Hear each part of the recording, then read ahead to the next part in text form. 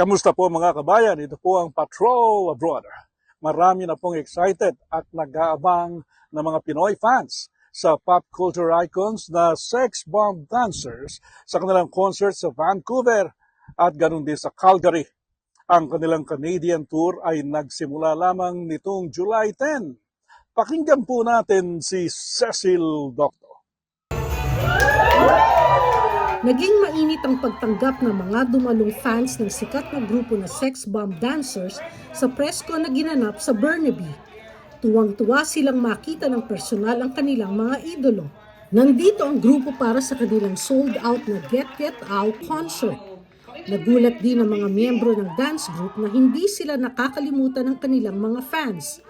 Nag-enjoy din sila sa mga tanawin sa Canada at nanibago sa time zone. Everybody is just incredibly welcoming. Sobrang friendly na mga tao dito, and somehow yung vibe dito sa Canada feels very more like laid back and less rushed compared to other cities in the US. Since first time syempre sa Canada, na parang for me napaka-wow, ibang bansa na naman, ibang oras na naman. Ibang oras na naman ng tulog, and nakaka-amaze kasi syempre lalo na yung ganito, yung gabi na may araw. Dito pala totoo yung kasabihan na gabi na amoy araw ka pa. Pero nakakatawa kasi napaka-warm ng mga tao. Parang lalo na kapag nakakasama na namin, especially yung mga kapwa natin Pinoy. And yun yung nakakapagpawala ng mga homesick na nararamdaman namin away from sa mga pamilya namin.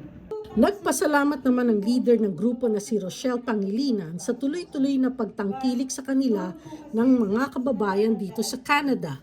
Ngayong 2026, dinala niyo po kami dito ng buong-buo. So yung mapapanood niyo pong performance sa amin ay buong-buo din. Hindi choppy. Talagang full load po talaga yung mapapanood niyo. Ngayon, kung kailan kami naging kwarantahin, tsaka kami buo na nakarating dito at hindi basta-basta lang yung stage na pinagpa-perform na namin.